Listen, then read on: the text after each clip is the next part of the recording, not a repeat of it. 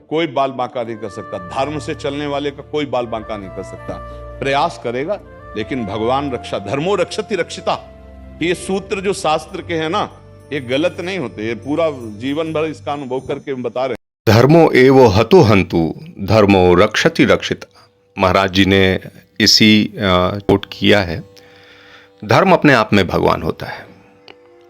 यदि आप और हम अपने धर्म की रक्षा करते हैं तो वो धर्म हमारी रक्षा करता है। यदि हम धर्म की हत्या करते हैं, यदि हम धर्म का नाश करते हैं, तो वो धर्म एक दिन हमारा नाश का कारण बनता है, हमारा नाश करता है। आप पुराण उठा के देख लीजिए, आप वेद उठा के देख लीजिए, आप पौराणिक कोई भी कहानी देख लीजिए, बड़े सरल शब्दों में ऋषियों ने, मुनियों ने, पुराणों पर मंथन करने वाले, वेदांत पर बात करने वाले इन मनीषियों ने छोटी छोटी कथाओं के माध्यम से बार बार हमको ये समझाने, बताने का प्रयास किया है। मन हमको इस दुनिया से आबद्ध करता है, मन माया में रमा रहता है, किंतु बुद्धि के द्वारा हमको अपने धर्म को धारण करना पड़ता है। ध्यान रखिएगा, 18वां अध्याय गीता का 66वां श्लोक, भगवान श्री कृष्ण स्वयं कहते हैं इस बात को, सर्वधर्माणि परित्यज्य मामेकं शरणं व्रज अहम त्वा सर्व पापेभ्यो मोक्षयिष्यामि मा शुचा, कि हे अर्जुन, तुम सारे धर्मों का त्याग करके मुझ एक की शरण में आ जाओ, और यदि तुम आ गए तो अहम त्वा सर्व पापेभ्यो मोक्षयिष्यामि मा शुचा, मैं तुम्हें सभी पापों से मोक्ष प्रदान कर दूंगा। अब मेरे मन में ये जिज्ञासा हुई लंबे समय तक कि क्या धर्म के धारण करने से पाप बनते हैं? तो आप जरा देखिए, वेद कहता है या धार्यातिता धर्मा साधर्मा, वही धर्म है जो आप धारण करते हैं। आपने पिता का, पुत्र का, पुरुष का, भारत देश के एक वासी का, नगर का, समाज का, न जाने ऐसे कितने धर्म धारण किए हैं हम और आपने। और जब हम धर्म धारण करते हैं तो धर्म के प्रति हमारा एक उत्तरदायित्व होता है, कर्तव्य होता है। पिता का धर्म धारण करेंगे तो पिता का कर्तव्य, पुत्र का धर्म धारण करेंगे पुत्र का कर्तव्य, देश के नागरिक का धर्म धारण किया तो आपके नागरिक होने का कर्तव्य। और किसी भी कर्तव्य कर्म में अगर चूक हुई, बस किसके कारण? वही मोह, मोह सकल व्याधिन कर मूला, मोह लग गया किसी चीज से, माया में लिप्त हो गए, तो आप अपने धर्म से च्युत हो जाएंगे, विलगित हो जाएंगे, हट जाएंगे, और धर्म से जैसे ही आप पथभ्रष्ट हुए, आपको उसका पाप लगता है। फिर आप धर्मारूढ़ हो जाएंगे, ऐसे संतों की, गुरुओं की वाणी सुन करके, स्वाध्याय कर करके, धर्म कार्यों में संलग्न हो करके आप धर्मारूढ़ हो जाते हैं। फिर से आप धर्म का आचरण करने लगते हैं, लेकिन जो पूर्व पाप बन गए हैं, जो गलत प्रयास से, गलत संगत से जो हमारे जीवन में पाप आ गए हैं, उनका क्या? तो उनसे फिर पाप बचेंगे क्या जो प्रभु विधान से डर न सके, फिर मत कहना कुछ कर न सके। स्वामी पथिक जी की ये लाइनें हैं। संतों ने बार बार यही कहा, बताया। इसलिए ऐसे संतों की आवश्यकता है समाज में। इसलिए सनातन ने हमेशा से कहा है कि आप गुरु को फॉलो कीजिए, उस व्यक्ति को फॉलो कीजिए जिसने स्वयं साक्षात उस चीज को देखा है जो अखिल ब्रह्मांड में व्याप्त है। इसलिए गुरु की परिभाषा कहते हुए हमारे शास्त्र, हमारा सनातन बार बार कहता है, क्या कहता है? कि जो अखिल ब्रह्मांड में व्याप्त है, कौन? परमात्मा। उस परमात्मा का तत्पदम दर्शितम येन तस्मै श्री गुरुवे नमः। किसको? अखंड मंडलाकारम व्याप्तम येन चराचरम तत्पदम दर्शितम येन तस्मै श्री गुरुवे नमः। जो अखंड मंडलाकार में व्याप्त परम तत्व परमात्मा है, उस तत्व का दर्शन करने वाले, अनुभव करने वाले जो संत हैं, वो गुरु कहलाते हैं। स्वामी प्रेमानंद महाराज जी अपने आप में गुरु तत्व हैं। इन्होंने साक्षात अनुभव किया है कृष्ण नाम, राधा नाम, उस अखंड परमानंद को उन्होंने प्राप्त किया है अपने स्वाध्याय से, अपने चिंतन से, अपने नाम जप से। और बार बार वो हम सभी दुखी जनों को, सभी को ये कहते हैं कि भैया हो, इस दुनिया में कोई सुख जो है वो परमानेंट नहीं है। जगत में कोई न परमानेंट जगत में, कोई न परमानेंट।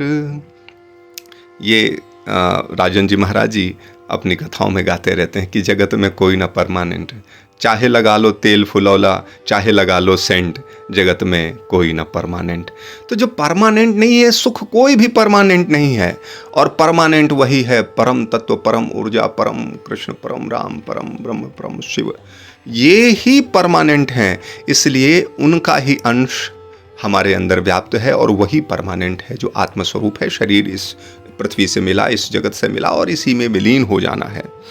तो इस चीज का हमेशा हमें ध्यान रहे, हाँ, और हम अपने अभिमान को, अपने असत्य इस आचरण और इस जीवन को असाइड करके, किनारे करके, हम अपने परम लक्ष्य का भी ध्यान रखकर उधर भी चलते रहें। तो जीवन में जो धर्म धारण किया है, मूल विषय धर्मो एव हतो हन्तु धर्मो रक्षति रक्षिता, जो हमने जीवन में अपना धर्म धारण किया है, उस धर्म का हमको पालन तो करना है, वो कर्तव्य का पालन करना है, लेकिन उसका पालन करना है, उसमें रम नहीं जाना है। रमना किस में है? रमना है राम में, रमन्ते इति रामः, जिसमें ये पूरा ब्रह्मांड रमा है, जिसमें ये पूरा ब्रह्मांड स्थापित है, वो राम तत्व, वो कृष्ण तत्व, वो शिव तत्व में भी ही हमको रमना है।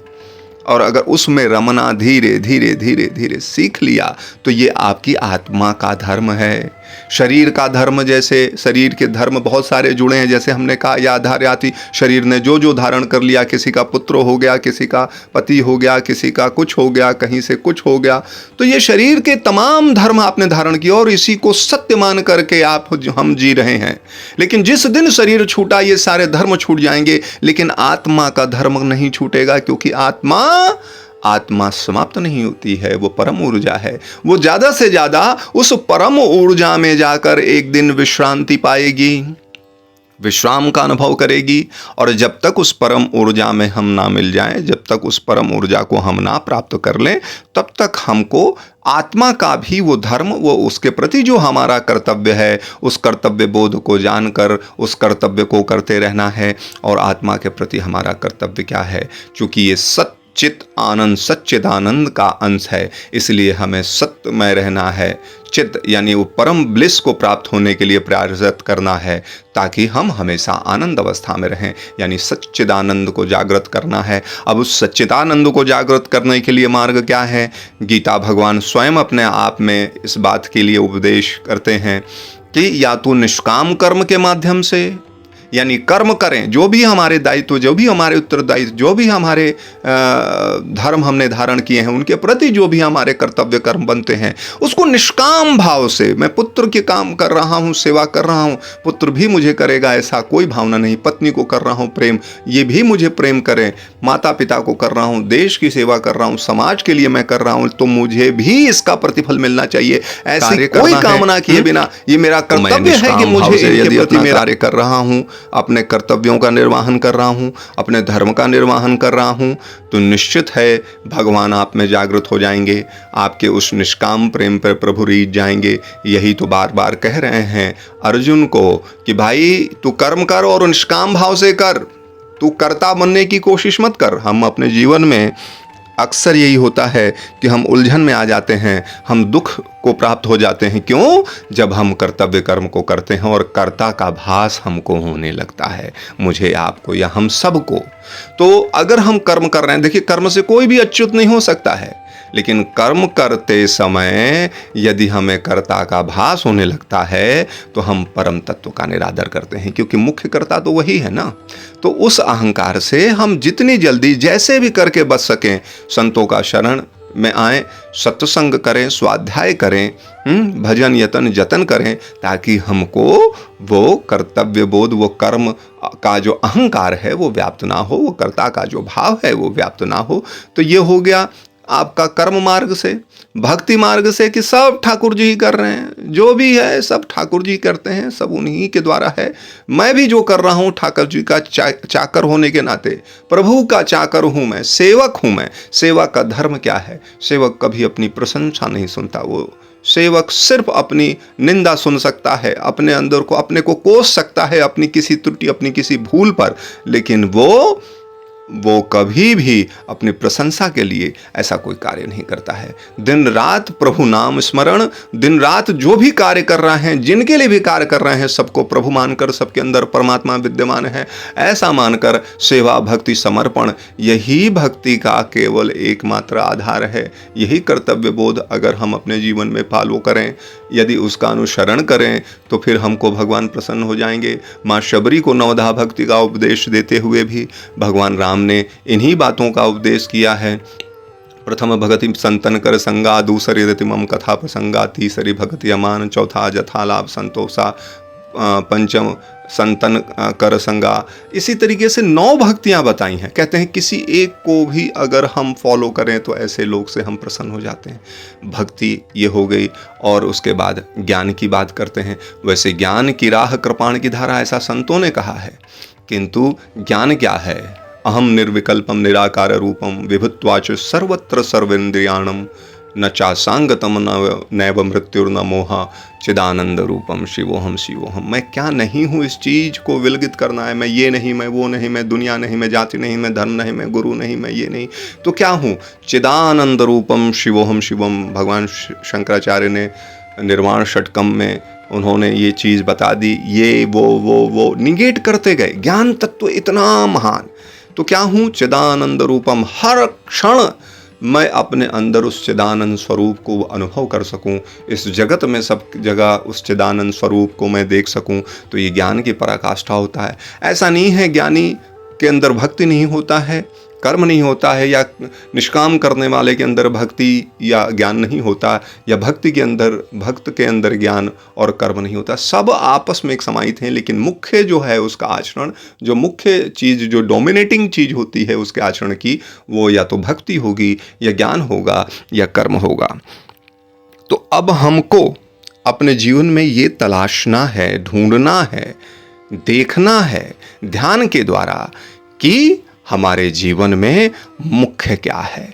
क्या हम भक्ति मार्ग के हैं, कि क्या हम ज्ञान मार्ग के हैं, क्या हम किस मार्ग के हैं, और उस मार्ग के जो नियम हैं, उस मार्ग के जो दिशा निर्देश हैं, उसका पालन करना है। उसका अनुसरण करते हुए हमको अपने कर्तव्य कर्म, अपने धर्म का निर्वाह करना है। और यदि हम अब धर्म का निर्वाह करते जाएंगे इस विधि से, तो निश्चित है वही धर्म हमारा कल्याण करेगा। पूज्य महात्मा जी ने यही कहा है। प्रेमानंद जी महाराज करते हैं कि आप धर्म पे चलते हैं, अरे कोई प्रयास कर ले, लाख प्रयास कर ले, किंतु आपको टस से मस नहीं कर सकेगा। कोशिश कर ले कि आपका वो बाल बांका करे, लेकिन वो आपका बाल बांका कर ही नहीं सकता है। अंगद ने रावण के दरबार में यूं पैर जमाया और कहा कि ये मेरा धर्म है, मैं एक दूत के धर्म में हूं, मैं राम का सेवक हूं, और अपने सेवक धर्म की प्रभुताई से कहता हूं कि किसी भी में इतनी क्षमता है तो वो मेरा पैर हटा दे। मैं अपने प्रभु की शपथ से कहता हूं कि प्रभु अपनी सेना लेकर लौट जाएंगे। लोगों ने कहा एक दूत, इतनी बड़ी धृष्टता, और ये क्या कर पाएगा? पांव हटाने की बात हो रही है। रावण कहता मैं तो पूरे त्रैलोक को विजय करने वाला हूं, मैं पूरे राम और राम की इस वानर सेना मेरे सामने है ही क्या? और उसके सामने एक दूत आकर कहता है ये रहा मेरा धर्म, अगर हटा सको तो हटा लो भैया।